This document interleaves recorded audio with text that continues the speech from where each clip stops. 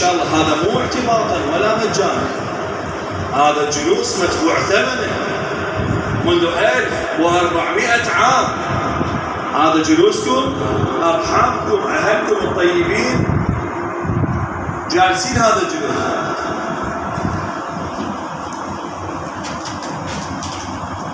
فحينما كان أمير المؤمنين علي بن أبي طالب يتزوج من نساء العرب حتى يصل للأمة نماذج أبا الفضل العباس وجعفر وعون وعبد الله، شنو الغاية منه؟ شنو الغاية؟ يريد يضرب أواصر العرب مثلا، إن جعلناكم شعوب وقبائل تعارفون إن أكرمكم عند الله أتقاكم؟ لا. ليش يستنقع عقيل؟ ليش نساب العرب؟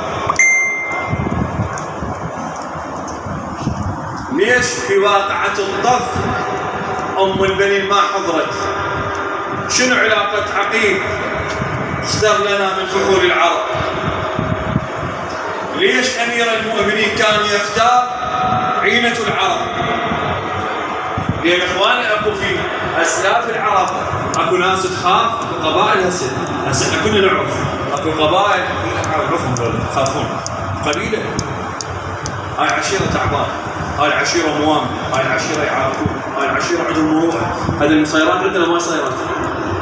ترى هذا الكلام انتم انا مو اعتباطا، هذا ازلي، كلام قديم، كلام الى مواطن الحقيقيه.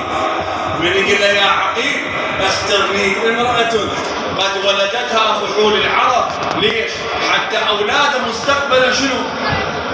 يصارعون الطغاة الكفر، ما يهابون الموت.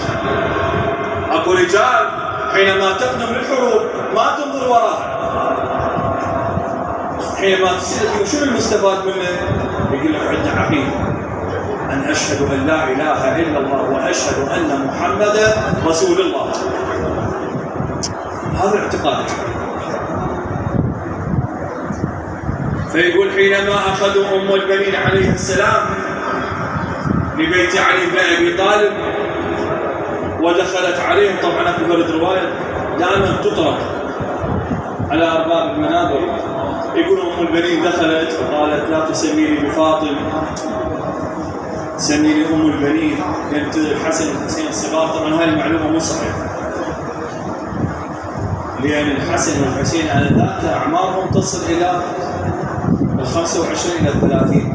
هي آخر زوجات أمير المؤمنين هي أم البنين عليه السلام، آخر الزوجات.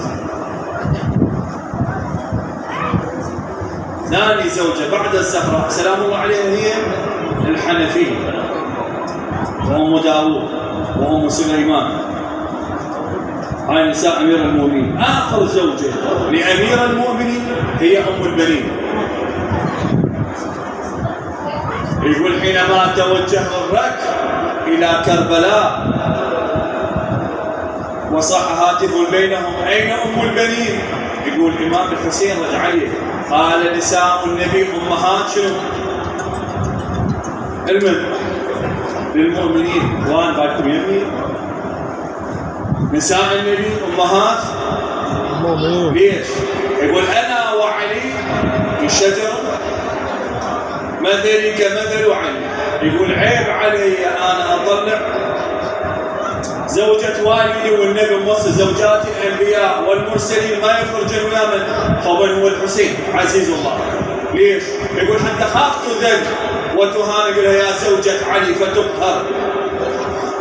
بعض النساء للأنبياء أخذن حروب على علي بن أبي طالب، فقال يا علي من تخرج عن طوعي فطلقهن عني بالنيابة، مثل حميراء وغيرها. حينما نبحت عليها الكلاب بوادي حوأب قال له يا علي إذا خرج شو تسمى أنت؟ توكيلي الوصي بعد النبي كأنه النبي، الوصي بعد النبي كأنه شنو؟ نبي، نفس الأحكام، لكن ماكو وحي ينزل، اكو أحكام مسبقة، اكو قوانين موضوعة يشتغل عليها منه الإمام سلام. يقول فأم البنين سلام الله عليه جليسة الدار يقول ما خرجت يوما ورأوها منذ دخلت بيت علي. لو يجيها علي بن أبي طالب لو ما استشهد علي بن أبي طالب، يقول ضربت عليها المواضع 4، يعني الأولاد 4 وقفوا طوقوا المواضع الهودج. يقول فدخلت الكوفة سترتها ليلا ودخلت المدينة سترة ليلا، لن يروا آل بيت رسول الله. ما شاف، ومرة واحدة شافوا بس مرة واحدة. شو وقت؟ يقول من دخل الناعم إلى المدينة بس الله. وما رأينا منها إلا الفضل. شلون عرفناها؟ نساء المدينة. يقول عرفناها منذ حملت الفضل على كتفها الأيمن. يقول وبدأ الناعي يقرأ، يقول سقط فعلمنا انها هي ام البنين عليه السلام. هاي الثقافه. من يختار مسلم يختار من فحول العرب. احنا اليوم بعض المسامين يغير جنس العرب. شايفين؟ صحيح والله. قال له انت شنو؟ قال انا قال له تعال انت سيد. مسلم كان ثقة علي بن ابي طالب عليه السلام في طفولته، وعقيل كذلك. عقيل هو من اخو امير المؤمنين. يقول نساب العرب، يقول ما دب ابن ادم على الارض وسمع صوت قال هذا ابن فلان. انت شايف هيك صدرات سنه واحد من اللي على وجه واحد يقول لك تبغى تشبه فلان؟ شايفين انتم هاي الحاله تشبه فلان. لا، عقيل يقول تلفوا رجليه أقدامه على الأرض أنا أعرفه من أي القبائل، وإن كان من أرجعها وإن كان من